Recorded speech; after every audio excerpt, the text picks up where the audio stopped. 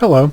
Today I thought I would return to Module 5, trying to provide guidance on the modules where most of you haven't completed. So with that in mind, Module 5 seemed like a good place. We talked about it a couple weeks ago, but we'll go through it again. As always, I'll go through the reading, talk about Python and R, and also do some real-world or real-time examples. And with that in mind, I'll go ahead and start up Anaconda.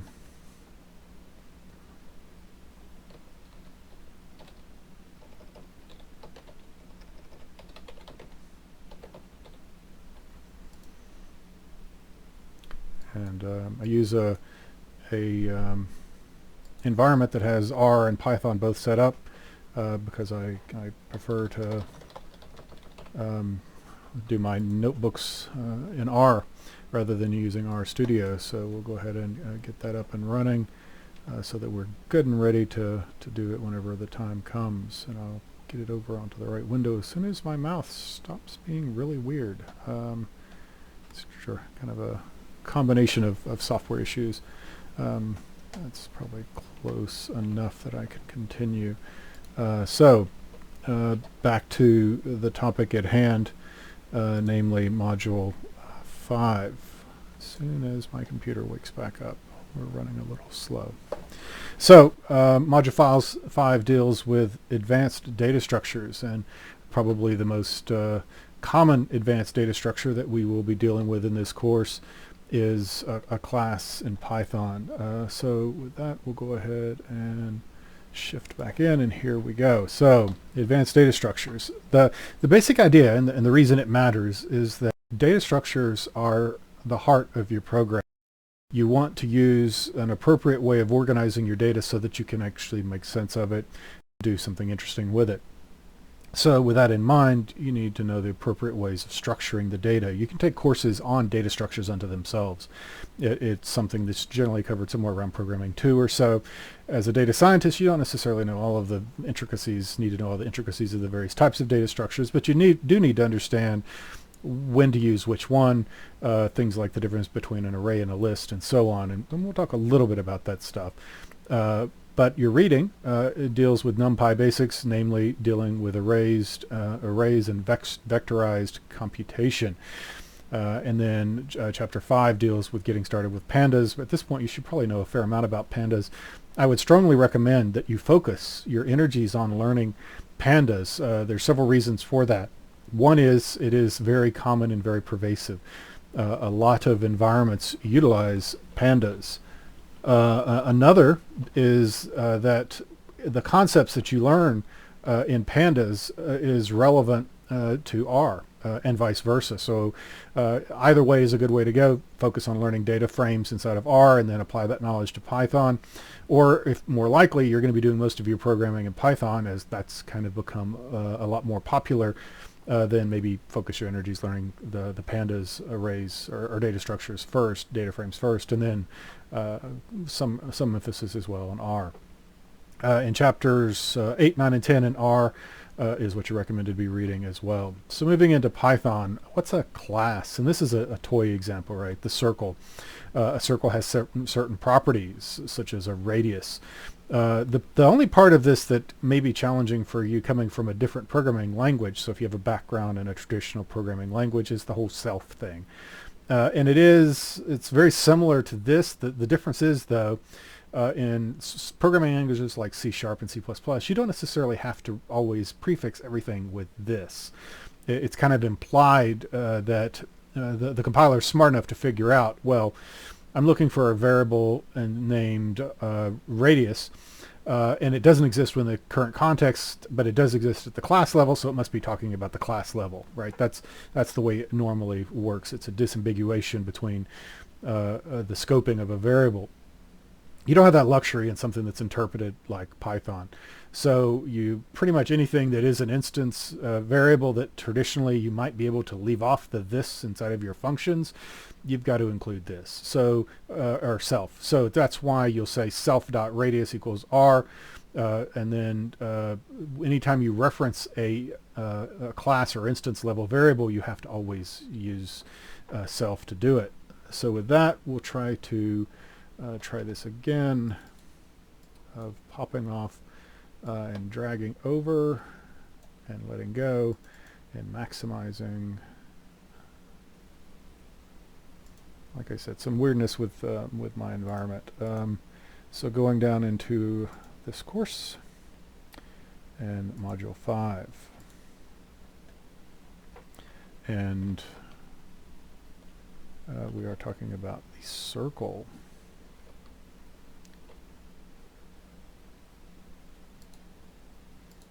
And again, same thing that you just saw in the animated GIF, but talking about it in a little slower sort of way.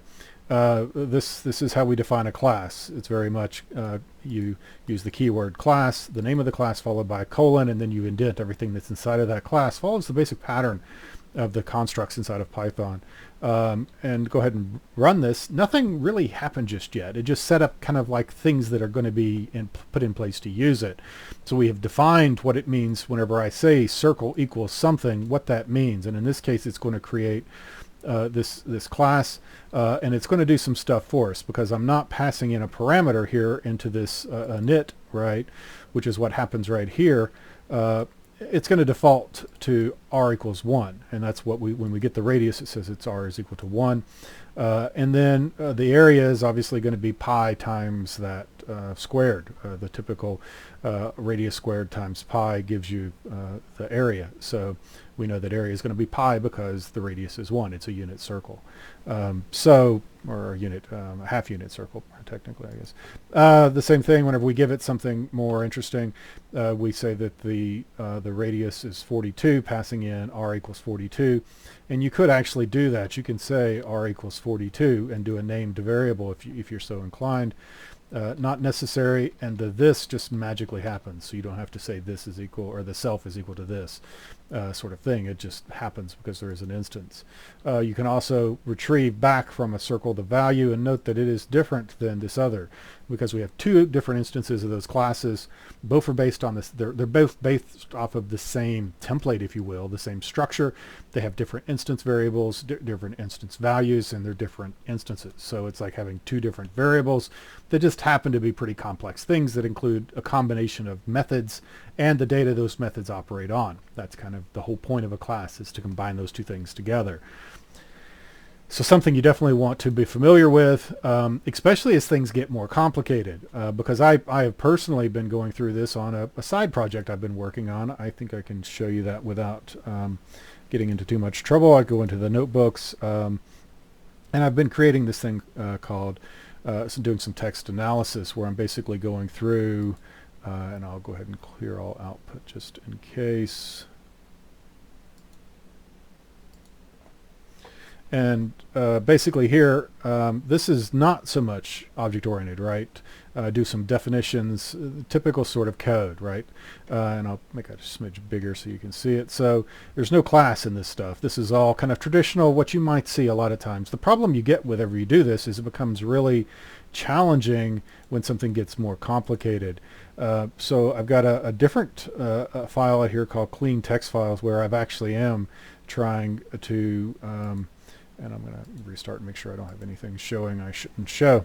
And in here, I actually go to the trouble of creating a class called clean text files. That's the name of my class, because what I'm trying to do with this class is essentially do some text sanitation. And this is a real example of why you might do this. And the reason I created a class is because it got really kind of complicated. As you can see, there's a lot of methods inside of this, but the key concept and the pattern to follow is that I'm actually creating an instance, or creating the definition of this class. So I'm saying what all it is going to be. But this file, this notebook that I'm using, may not actually create it. Rather, I'll probably run this notebook from another notebook that gives me the knowledge to know how to create an instance of this class.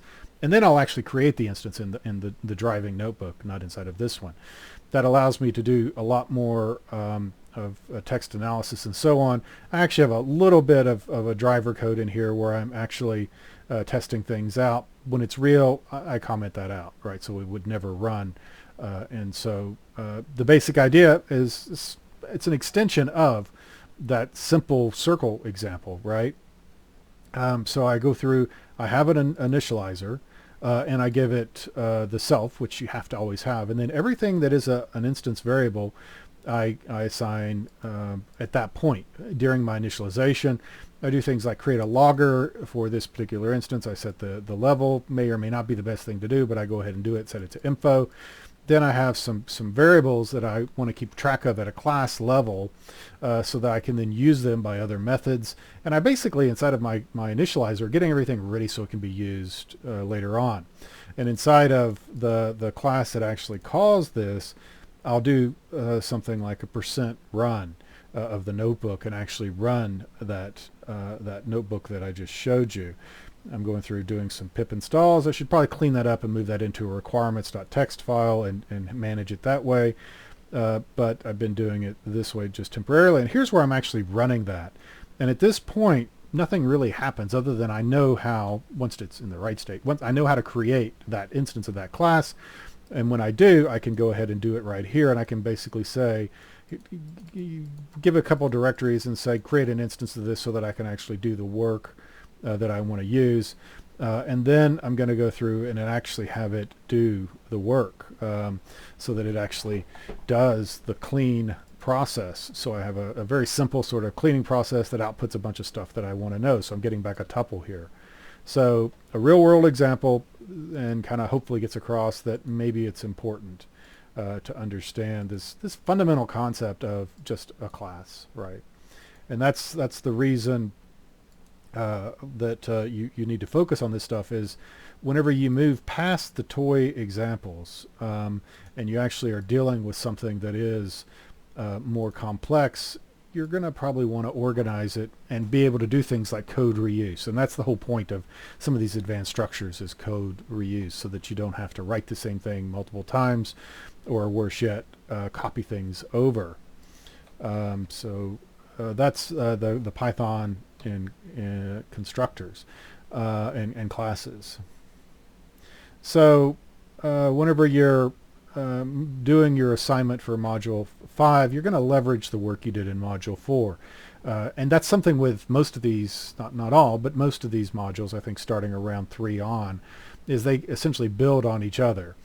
So certainly 4, 5, 6 definitely do allow you to leverage the work you've done previously. So if you load the file, say in Module 4 or 3, you're going to want to load the file the same basic way, and you're probably going to do something similar that goes through and does some stuff in a unified way. So you may actually want to make it better.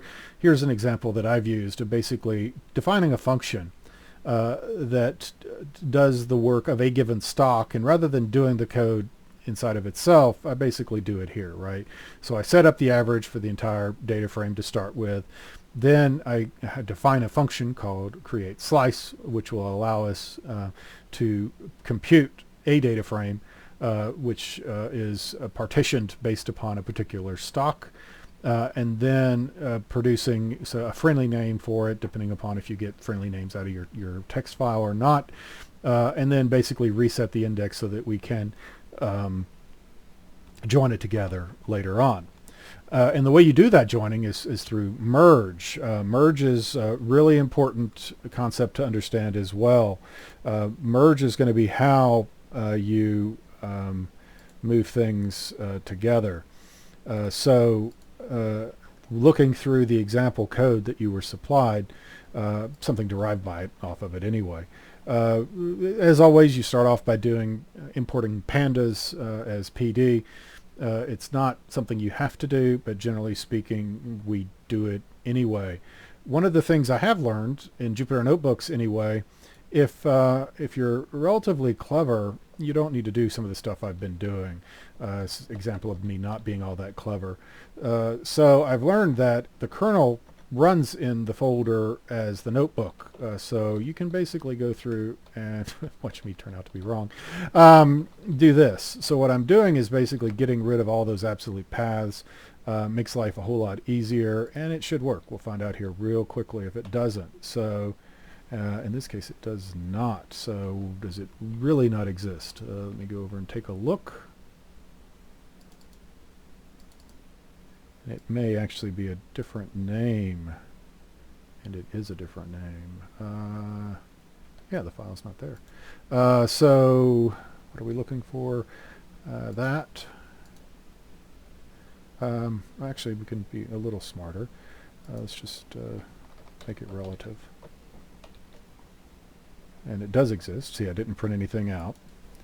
And now we can start running through our typical approach of reading in the file. And then calculating the average. So I'm doing two things here at once. And I'll go ahead just to show what I'm doing, go ahead and display it. And you can now see we have an average column out here. So that's new. And then the next step is to go through and define some flags. And what we're doing with this is actually creating a vector of Boolean values which are indexed off of the index of the data frame. So it may look a little bit complicated and or even magical, right? But to show what we're doing, let's take a look at one of them, which I have right there. So flag 1, and I'll go ahead and do the display, or try to do the display. We'll see if it works. Okay, and it is so it's a series essentially, right? So kind of like a list, right? But it's also a list that's indexed off of the same index as the row in the data frame. So whenever we do this line right here, what we're saying is I'm going to give you a bunch of values that are true or false. And if they're true, what it means is that this the output of that result is going to be included or not. So for the first one is true, and the first 4 or so are true, so they should all show up. Then we know the last 5 or so are not true, so they won't be included in this resulting data frame. And you have to assign it to a value, otherwise it'll go away, because sometimes you'll see example code where it's just this bit here, right? If you don't persist that, so if you do something like this, it may look right on the screen, right? Because everything says Google now, right? The problem with it is you haven't actually saved that result anywhere. It's just on the screen. You're not persisting it to another variable. So make sure that you assign things to the variable so that it'll work correctly. Similar sort of thing here where we're doing Facebook. So we're again creating a flag that is we already created that up here, that is a set of booleans based upon if the value is equal to the stock is equal to Facebook or not. And then we can if we're so inclined, we could take a look at the value of that. It's going to be a bunch of trues and falses, but what this is saying is that assigned to df2 the results of the expression where you're evaluating with a series of trues or falses, a series literally, and you get back those ones where they're all true.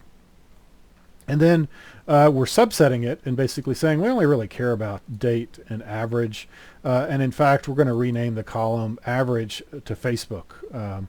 And so we end up with date and Facebook as the column.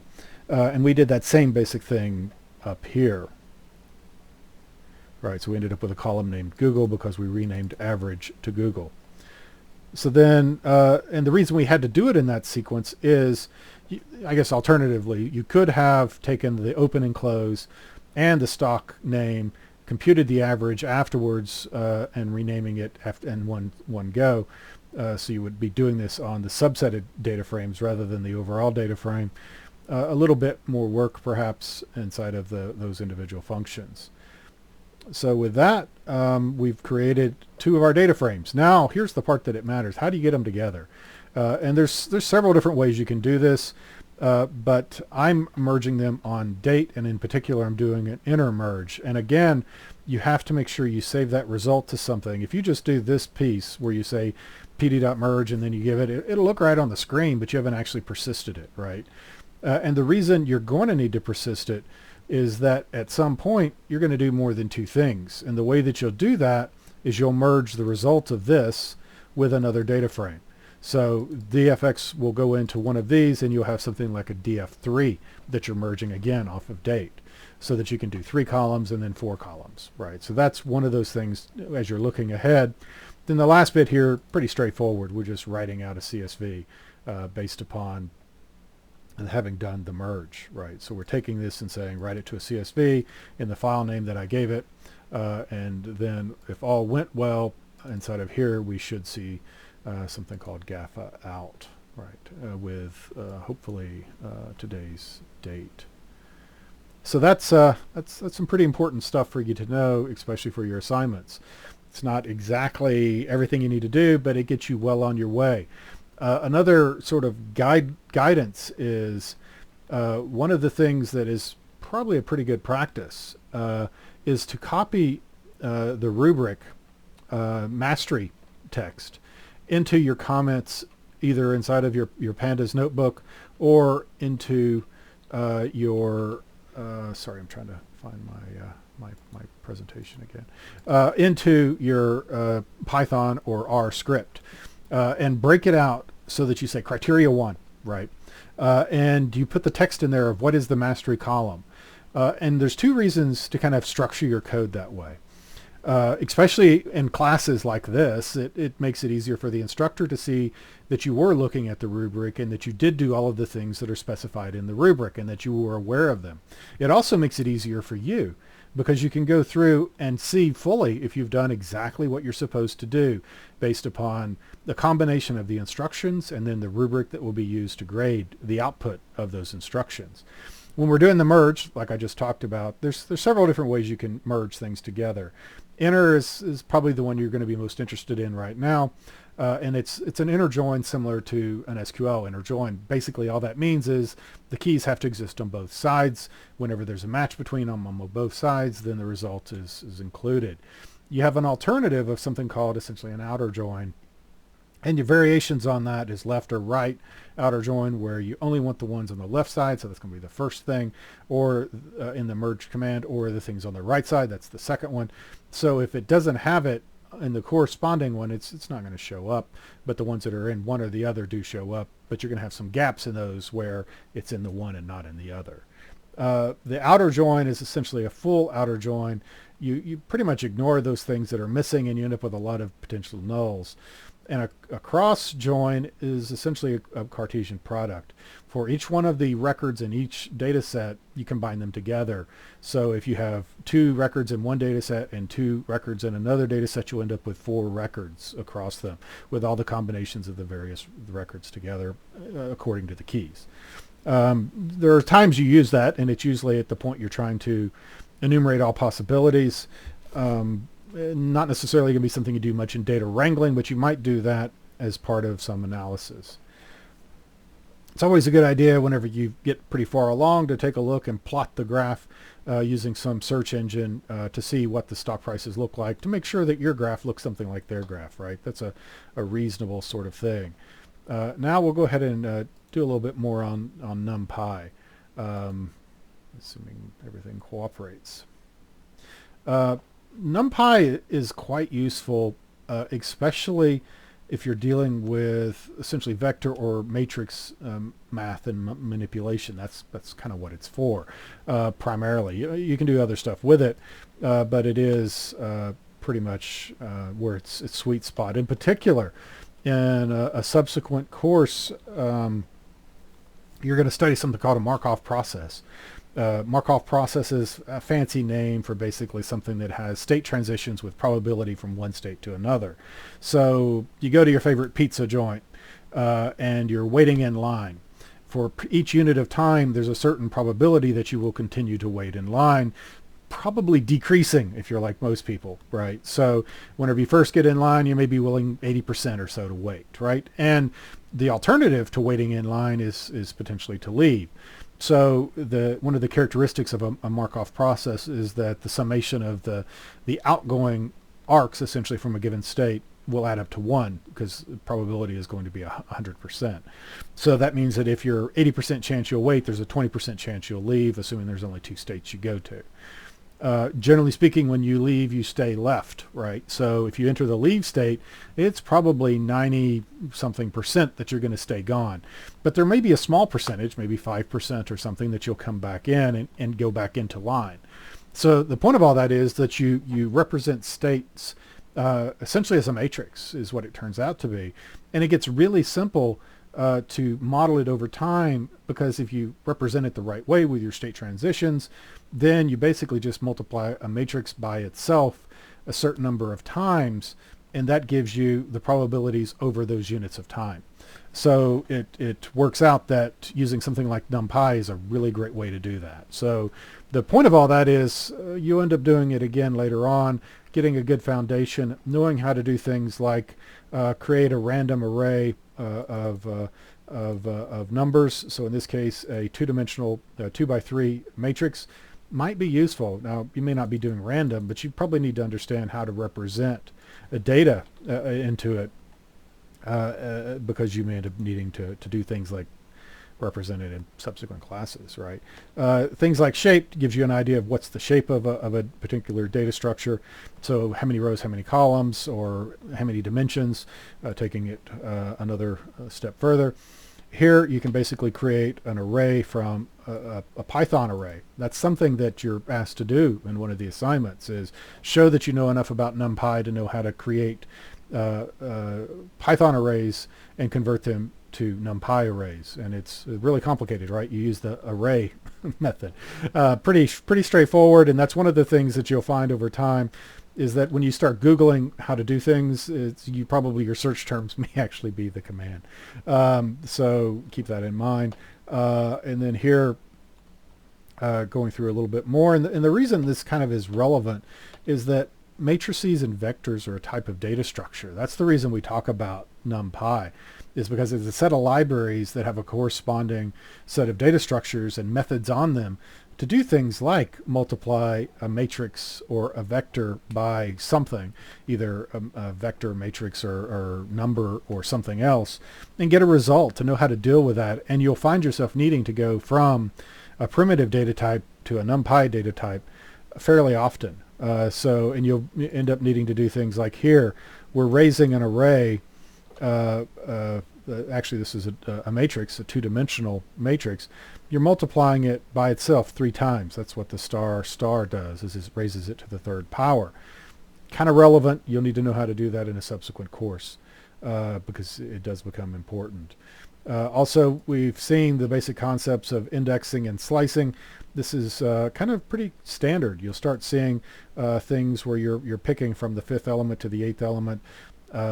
You want to see what the 5th element looks like. You may even do something crazy like want to see them in reverse order. So pretty standard stuff, and pretty consistent along the way with slicing. And the Boolean indexing, we've kind of seen that a little bit from a data frame perspective. And that's the other thing you'll see, is Pandas data frame and NumPy kind of go nicely together, and in part they kind of are built on top of each other. I believe Pandas extends to some extent, you can think of it that way, NumPy, but not to get too into the weeds on that. So we talked quite a bit about NumPy the last time we talked about this, and we've talked quite a bit about Pandas, so I'll keep going and make sure that we're covering all the material that we can in this session. Moving into R. R, you don't necessarily build classes per se, because it's not intended for a typical coder. One of the things you'll probably notice with R is semantically it's kind of old school. It's all about functions. So even if you import a library, you basically import a set of functions that you can apply to things. Example here, basically showing some plotting of stock prices. And again, this is having taken that data file we produced in Python, loading it, and producing some pretty graphs. And they aren't too bad. I wouldn't say it's going to win any awards. Date probably should be capitalized, right? But not bad. And definitely something that kind of shows it at a glance of what all 4 look like. You can also do the same sort of thing in Jupyter Notebooks. If you've got R installed, you'll notice upper right-hand corner there it says R. That lets you know that this runs inside of the R kernel inside of Jupyter. And the results look similar. Sometimes they actually look better in RStudio. We've ran through most of this, but I'll do a quick pop into talk about how to do flow control. Basics, what you would expect. If something is true or false, then you can do it directly as a single instruction.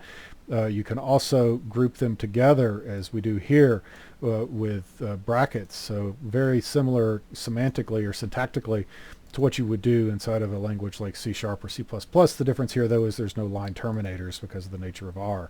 But you definitely can see the combination. You also have if then else's. So that's essentially this. There's no word then. It's just if some condition. What happens if it's true? Then what happens if it's false? And these, very rarely do you do a constant as far as in your if statement. Generally it's a product of some function or logic, and you want to do something different depending upon things like if it's number or not. If it's not a number, then maybe you want to do something, and this is very much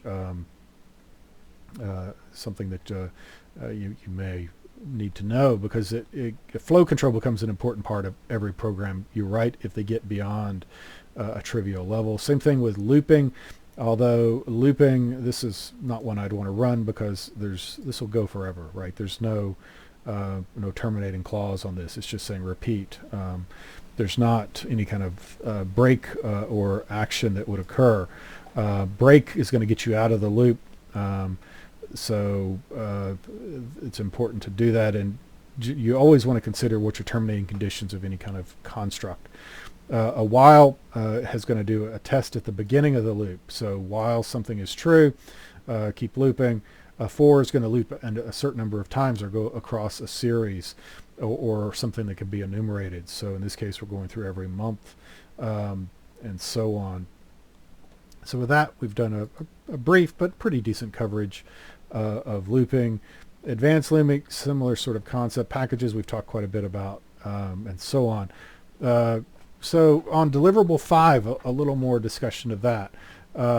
And so basically your instructions, you're going to take some stock prices, you're going to read all 4, associate the attributes into separate columns. So 4 different columns, just like you saw too. Same sort of concept, just remember you need to merge onto the resulting data frame 2 times after you've done the first merge.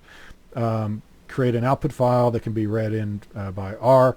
So you do the Python first, then you go into R, and then you make some pretty pictures calculating mean, standard deviation. Additionally, calculate the mean standard deviation for each stock between Amazon, Facebook, and Apple. So whenever, again, not to beat the horse, but look at the mastery column of your rubric. You have access to this inside of the course frame. Do go by it because it's what I have to grade by. So the first thing is use the Python programming language to read the data set in to a Python data frame. So read it in pandas. Append from Apple, Facebook, and Amazon to the data frame. So you're doing 3 stocks. I just want to make sure that the instructions were consistent. Apple, Facebook, and Amazon. Not doing Google just yet.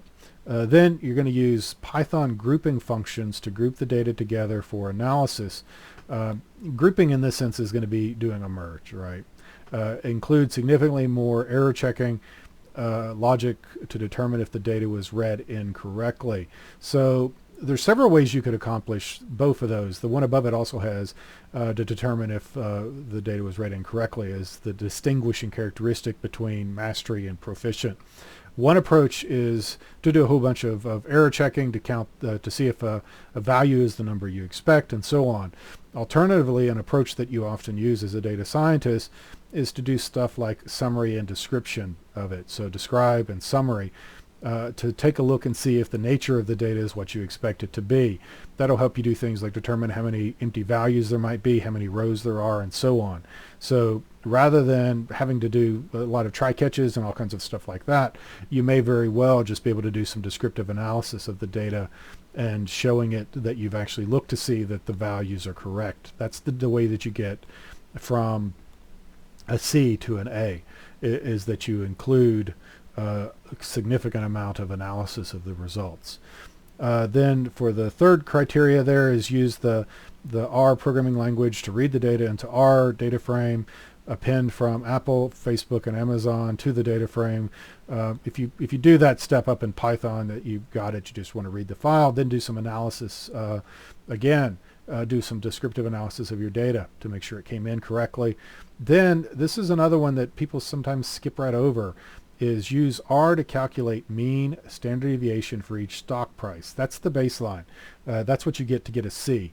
If you want to move from a C, compute significantly more metrics from each stock price, such as min, max, median, and skew, or some other statistical measures. So basically, you've got to do mean and standard deviation. Then you've also then got to go to the next step and calculate some additional stuff.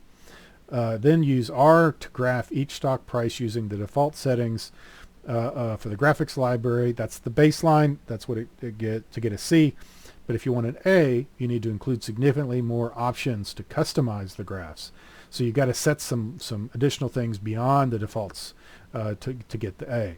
And you want to make them prettier, right? So that's the difference between an A and a C, is you've adjusted beyond the defaults and you've made it to where it's compelling visually. And with that, I'll wrap this up.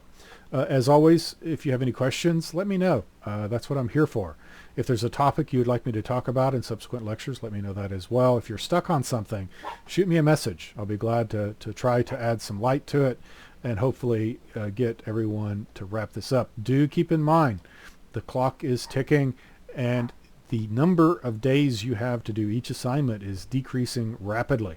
So it's time to get ahead, or to at least catch up. So you want to stay focused and finish this up, because we're not terribly far away from the end of this course. So do keep that in mind. You want to try to stay with us, because I can tell you from previous experience, if you put it off to the end, you'll fail the course. So get started now. And if there's something I can do to help you, then let me know. Stay safe, and we'll talk again soon.